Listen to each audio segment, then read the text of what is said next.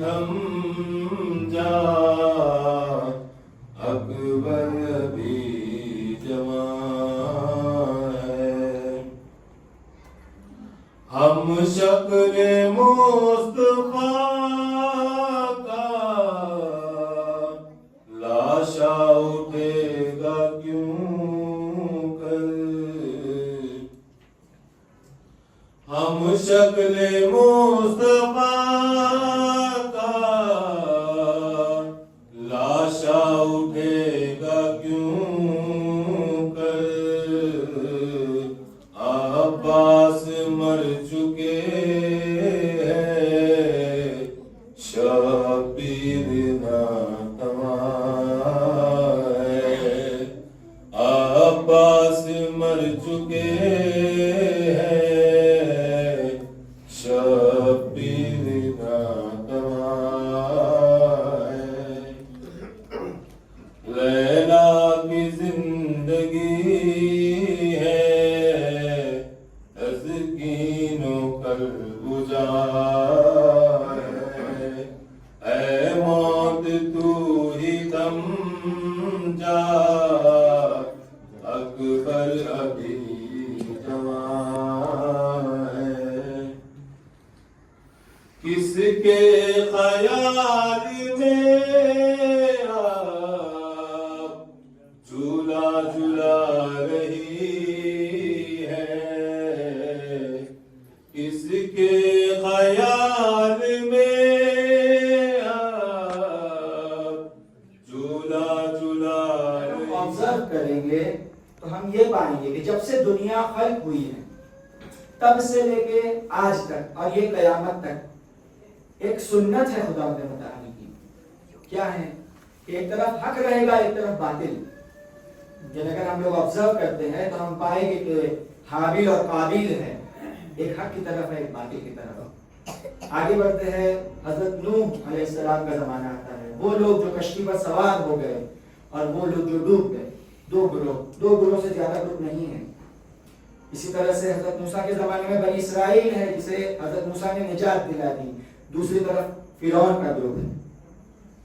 اسی طرح سے رسول خدا صلی اللہ علیہ وآلہ وسلم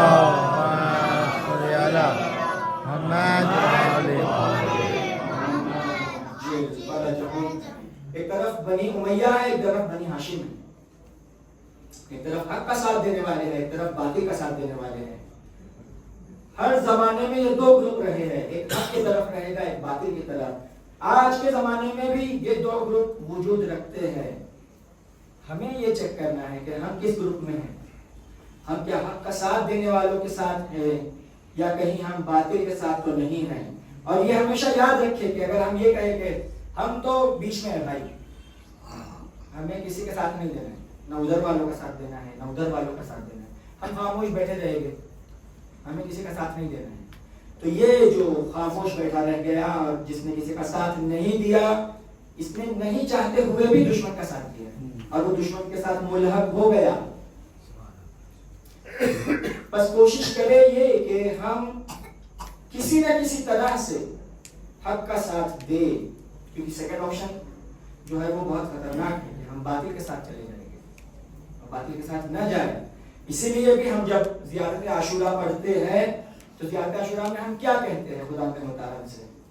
دیکھیے یہ جملہ بہت ہی امپورٹنٹ جملہ ہے جو زیارت عاشورہ کا ہے. زیارت عاشورہ میں ہم خدا کے متعال سے دعا کر رہے ہیں کہ فَأَسْأَلُ اللَّهَ الَّذِي أَكْرَمَنِي بِمَعْرِفَتِكُمْ. اے پروردگار میں تجھ سے سوال کرتا ہوں. کس چیز کا سوال کر رہے ہیں کہ اے خدا تو مجھے تیری معرفت عطا فرما. ایک دوسرا وَمَعْرِفَتِ أَوْلِيَائِكُمْ, اور معرفت عطا فرما تیرے دوستوں کی.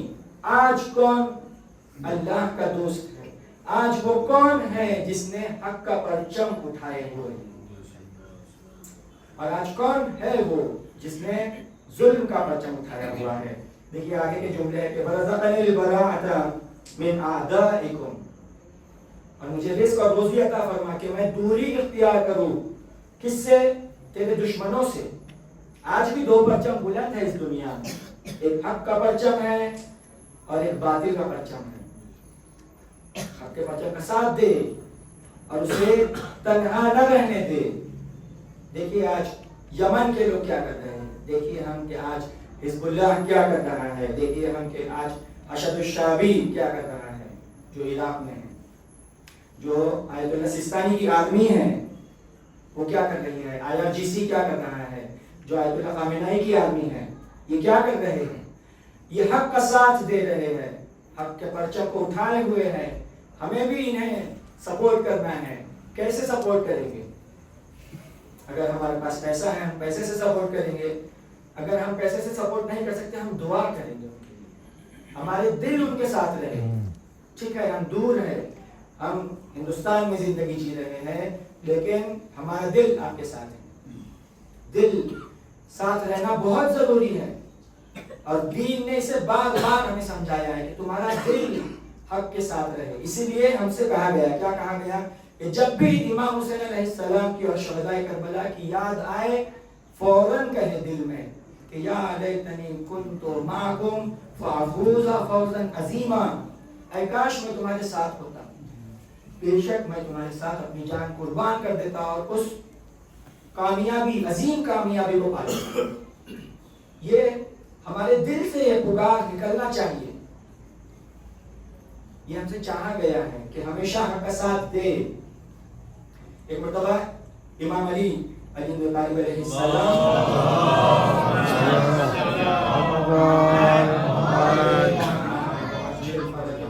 جنگ صفین سے پلٹ رہے ہیں، ایک صحابی امام علیہ السلام کا امام علیہ السلام سے کہتا ہے، کیا کہتا ہے؟ کہتا ہے کہ میرے بھائی کا دل بہت تھا کہ وہ آپ کے ساتھ جنگ میں شامل ہو، لیکن کچھ مشکلیں آئی جس کی وجہ سے وہ جنگ میں شامل نہیں ہو سکے۔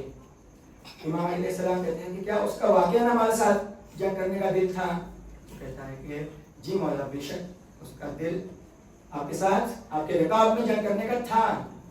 تو امام علیہ السلام کہتے ہیں کہ وہ ہمارے ساتھ تھا، وہ ہمارے ساتھ تھا اور اس نے وہ ثواب کما لیا، ہمارے ساتھ جنگ کرنے کے ثواب کو اس نے کما لیا۔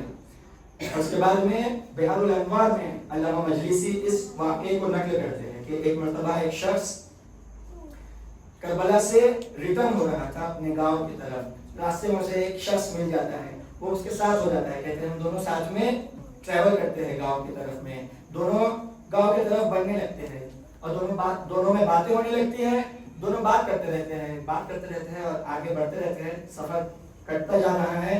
تبھی بات ہوتے ہوتے یہاں تک پہنچتی ہے کہ اگر میں جنگ صفین میں ہوتا، یہ امام علیہ السلام کا چاہنے والا کہتا ہے کہ اگر میں جنگ صفین میں ہوتا تو میں امام علی کا ساتھ دیا ہوتا، وہ جو ساتھ میں اس کے ہم سفر ہو گیا تھا وہ بھی معاویہ کا چاہنے والا تھا۔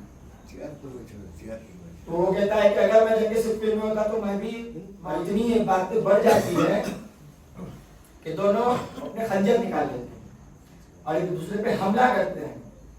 اور یہ شخص کہتا ہے جو ایمان کا چاہنے والا ہے، کہتا ہے کہ وہ شخص نے مجھے بہت زور سے وار کیا اور میرے سر پر اس کا خنجر لگتا ہے اور میرے سر سے خون جاری ہوتا ہے، اندھیرا چھا گیا میری آنکھوں کے سامنے اور میں گر گیا، لیکن تھوڑی دیر بعد مجھے ہوش آتا ہے، میں دیکھتا ہوں کہ کسی ایک بزرگ شخصیت کے آغوش میں میرا سر ہے اور وہ مجھے سہلا رہے ہیں۔ مجھے بہت تعجب ہوتا ہے کہ یہ کون ہے، ابھی تو میں اس شخص کے ساتھ جنگ کر رہا تھا، ابھی میں کسی ایک بزرگ شخصیت کے آغوش میں میرا سر ہے اور یہ مجھے سہلا رہے ہیں۔ میں فوراً اٹھتا ہوں اور دیکھتا ہوں ایک طرف میں وہ جو دشمن علی تھا وہ پڑا ہوا ہے، یعنی وہ ہلاک ہو چکا ہے، جہنم واصل جہنم ہو گیا ہے، پڑا ہوا ہے۔ میں پوچھتا ہوں کہ آپ کون ہو؟ تو کہتے ہیں کہ وہ جس کے لیے اور جس کی محبت کے لیے تم نے جنگ کی اس کا میں بیٹا ہوں۔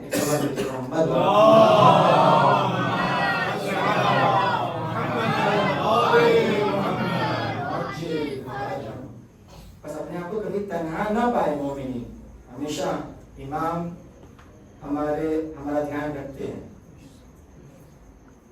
تو وہ کہتے ہیں کہ کیونکہ تمہارے دل میں محبت تھی امام علیہ السلام کی، اس لیے ہم نے تمہیں بچایا، اور پھر کہتے ہیں کہ میں تمہارے پورے بدن پر ہاتھ گھماؤں گا، جہاں جہاں تمہارے زخم ہیں سب ختم ہو جائیں گے، لیکن یہ جو سر پہ زخم ہے اسے میں جان بوجھ کر ختم نہیں ہونے دوں، یعنی ہاتھ گھماؤ گا صحیح ہو جائے گا لیکن ایک نشان باقی رہے گا. اور جب بھی کوئی پوچھے گا تم سے کہ نشان کیسا ہے تو کہنا کہ میں امام علی علیہ السلام کے ساتھ جنگ صفین میں تھا اور جنگ صفین میں مجھے یہ گھاؤ لگا. بس مومن یاد رکھے کہ اگر وہ یہ نیت کرے کہ وہ کربلا میں ہوتا تو اسے وہ ثواب ضرور ملے گا کربلا کے ساتھ، کربلا میں امام صلی اللہ علیہ وسلم کے ساتھ دینے کا. اور انسان کوشش کرے، پوری محنت کرے کہ وہ حق کا ساتھ دے، حق کے ساتھ ہو جائے اور گناہوں سے بچے. کہ جو گناہ کو انجام دیتا ہے، حرام انجام دیتا ہے، وہ کبھی ایمان کے ساتھ نہیں ہو سکتا ہے. ایک سوال دیجیے محمد.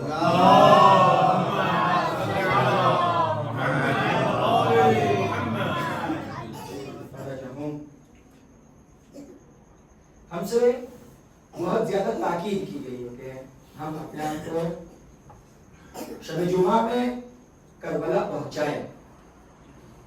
اگر ہم نہیں پہنچ سکتے ہیں شب جمعہ کربلا، ہم سے چاہا گیا ہے کم سے کم ہم ایک سلام ضرور کریں امام صلی اللہ علیہ وسلم. اگر ہم نہیں پہنچ سکتے ہیں اور اگر وہ سلام کرتے ہیں تو وہ وہی ثواب رکھتا ہے کہ ہم وہاں گئے، زمین کے سامنے کھڑے رہے، امام صلی اللہ علیہ وسلم کو وہاں پر حاضر و ناظر جانا اور انہیں سلام کیا اور ان کے ہاتھوں پہ بیعت کی اور امام سے وعدہ کیا کہ ہم حق کو مضبوط بنائیں گے، ہم حق کو مضبوط بنائیں گے، ہم ہمیشہ ظلم اور ظالم اور باطل کے اگینسٹ رہیں گے، ہم ہمیشہ واجبات کو انجام دیں گے، ہم ہمیشہ حرام سے بچیں گے. یہ ہم دراصل جب جاتے ہیں زیارت کے لیے تو ہم آپ سے بیعت کرنے کے لیے آئے ہیں.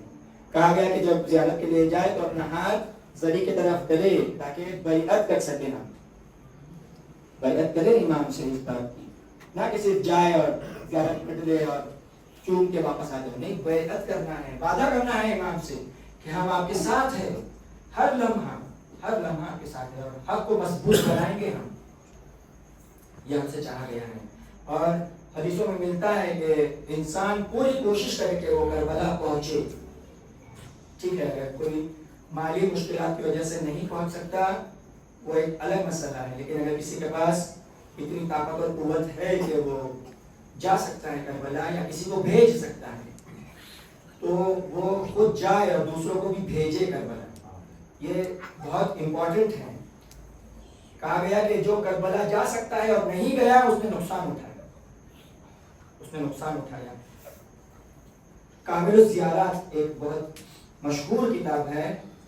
کہا جاتا ہے کہ اس میں جتنی بھی حدیثیں ہیں وہ سب موثق اور اس کے راوی بھی سارے موثق. یعنی الگ الگ مذہب ہے، اس میں الگ الگ تھنکنگز ہیں. اس میں سے کچھ بڑے مجتہدین کہتے ہیں کہ سارے راوی بھی موثق ہے اور سارے حدیثیں بھی موثق. اس میں ایک قصہ نقل ہے کہ ایک شخص تھا، اس کا نام تھا سلیمان. یہ چاہتا ہے کہ یہ کربلا کی زیارت کے لیے جائے. تو یہ جب کربلا کی زیارت کے لیے نکلنے والا ہوتا ہے تو اس کا ایک پڑوسی رہتا ہے. تو یہ کہتا ہے کہ آپ تم کہاں جا رہے ہو؟ تو یہ کہتا ہے کہ میں امام صلی اللہ علیہ وسلم کی زیارت کے لیے جا رہا ہوں. وہ جو پڑوسی رہتا ہے وہ کہتا ہے کہ زیارت کیا ہوتا ہے؟ زیارت بدعت ہے، جو بھی بدعت کرے وہ جہنم میں آگ. تو یہ کہتے ہیں کہ یہ دلی میں سنتے ہیں بڑا عجیب ہے، شخص اس طرح کا عقیدہ رکھتا ہے، مجھے نہیں پتا تھا. بولتا ٹھیک ہے، لکم دینکم ولی دین، تو تیرے دین پر میں میرے دین پر. آتے ہیں، آمادہ ہوتے ہیں، چاہتے ہیں کربلا. جمعہ ہوتا ہے، جمعے کے دوسرے دن دیکھتے ہیں کہ وہی شخص جو کہہ رہا تھا کہ زیارت پہ جانا بدعت ہے وہ کربلا میں ہے. بڑے پریشان ہوتے ہیں، جاتے اس سے ملاقات کرتے ہیں، اس سے کہتے ہیں کہ آپ کربلا کیسے پہنچ گئے؟ تم تو کہہ رہے تھے کہ زیارت پہ جانا بدعت ہے، تم خود کربلا آ گئے. وہ کہتا ہے کہ میرا دل نہ دکھا، مجھ سے یہ سوال نہ پوچھو. کیوں، کیا ہوا؟ کہتا ہے کہ کل شب جمعہ تھا، میں نے خواب دیکھا. خواب میں کیا دیکھا؟ خواب میں دیکھتا ہے کہ میں یعنی کربلا ہے، کربلا میں سب لوگ زیارت کے لیے آ رہے ہیں اور ایک رقعہ یعنی پیمفلیٹ ہے اور چٹھیاں ہیں جو اڑائی جا رہی ہیں. اس رقعے پر اس طرح سے لکھا ہوا ہے کہ براءۃ من النار لزوار الحسین فی لیلۃ الجمعہ، کہ جہنم کی آگ اس کے لیے حرام ہے جو امام حسین علیہ السلام کی زیارت کرے شب جمعہ۔ وہ کہتا ہے کہ میں بھی چاہتا تھا کہ یہ پیمفلیٹ اور یہ چٹھی جو اڑ رہی تھی ہوا میں بہت سارے، اسے ایک میں بھی لے لوں اور اپنے پاس رکھ لوں تاکہ میں بھی جہنم سے بچ جاؤں۔ تو تبھی وہ دیکھتا ہے کہ ایک ہاتھ آتا ہے اور اس کے سینے پہ یہ اسے پش کرتا ہے اور آواز آتی ہے کہ تم تو زیارت کے منکر تھے، تم کیوں چاہتے ہو کہ یہ روکا لو، تمہیں یہ روکا نہیں ملے گا۔ وہ بیدار ہو جاتا ہے، اپنے خواب سے بیدار ہوتا ہے اور عہد کرتا ہے کہ اب میں کربلا جاؤں گا اور کربلا میں ہی رہوں گا، امام حسین علیہ السلام کے قدموں میں اپنی زندگی گزار دوں گا۔ بس مومنوں یاد رکھے کہ زیارت کربلا کا بہت امپورٹنس ہے، اسے بہت اہمیت دی گئی ہے، اور اپنی زندگی میں ہمیشہ کوشش کرے کہ زیارت کربلا کے لیے جائے اور دوسروں کو بھی بھیجے۔ انشاءاللہ خدا ہم سب کو اس دنیا میں زیارت کربلا حضرت امام حسین علیہ السلام نصیب فرمائے، اور آخرت میں بھی ان بزرگواران کی شفاعت ہمارے شامل حال پر صلوات محمد۔ ہم بھی شب جمعہ کربلا پہنچے، اور جب ہم لوگ کربلا پہنچے تو ہم لوگ گئے زیارت کے لیے، اور مجھ سے میرے کاروان والوں نے ریکویسٹ کی کہ تم بھی مصائب پڑھو۔ حاج عباس کہتے ہیں کہ میں نے بھی مصائب پڑھے، میں نے مصائب جناب علی اکبر علیہ السلام کے مصائب، جب میں نے جناب علی اکبر علیہ السلام کے مصائب پڑھے سب نے بہت گریہ کیا۔ میں اپنے مسافر خانے آتا ہوں اور سو جاتا ہوں خواب، اور خواب میں دیکھتا ہوں کہ امام حسین علیہ السلام آئے ہیں۔ آ کر امام حسین علیہ السلام فرماتے ہیں کہ اے حاج عباس تم کربلا آتے ہو، مجھے بہت خوشی ہوتی ہے، لیکن اے حاج عباس شب جمعہ جناب علی اکبر کے مصائب نہ پڑھا کرو۔ کیوں پوچھتے کہ مجھ سے کچھ غلطی ہو گئی، میں نے کچھ غلط پڑھ دیا؟ کہتے ہیں نا حاج عباس تم نے سب صحیح پڑھا، لیکن آپ بتاؤ کہ جناب علی اکبر کے مصائب بی بی زہرا سے سہن نہیں ہوتے ہیں۔ تم نے مصائب پڑھے، بی بی زہرا روتے روتے غش کر گئے، ابھی تک ان کی حالت دیر ہے۔ حاج عباس وہ مصائب بہت عظیم تھے جو مجھ پر گزر گئے۔ جب میرا بیٹا آیا مجھ سے اجازت لی، اور جب میدان کی طرف آگے بڑھا میں نے دیکھا کہ میرا بیٹا جا رہا ہے، میں بھی اپنے بیٹے کی طرف بڑھنے لگا۔ بس میرا بیٹا رکتا ہے اور پوچھتا ہے کہ بابا تم کیوں میرے پیچھے پیچھے آ رہے ہو؟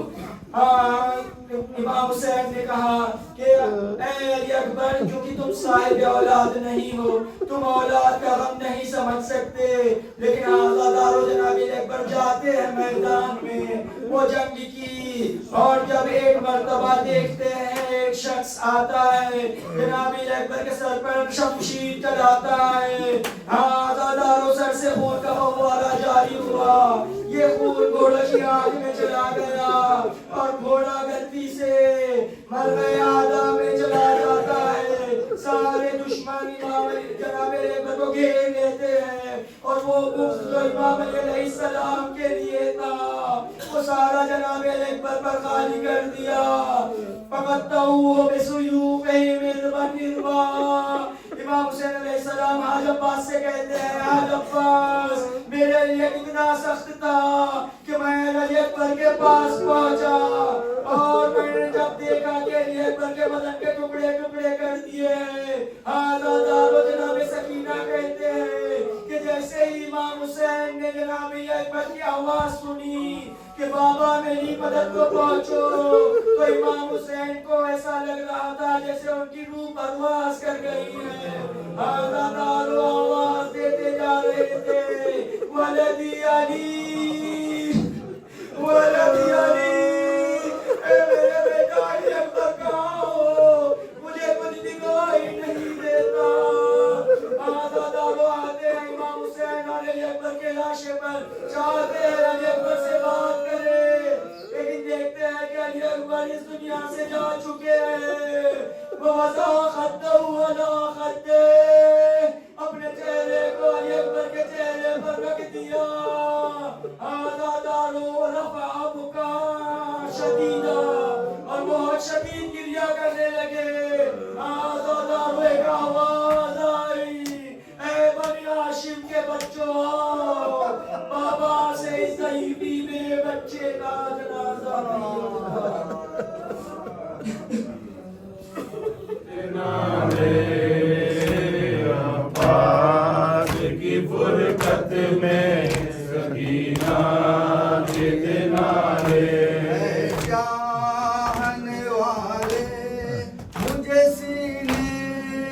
لگائے غربت میں بھتیجی کو کیا کس کے حوالے عباس کی فرقت میں سکینہ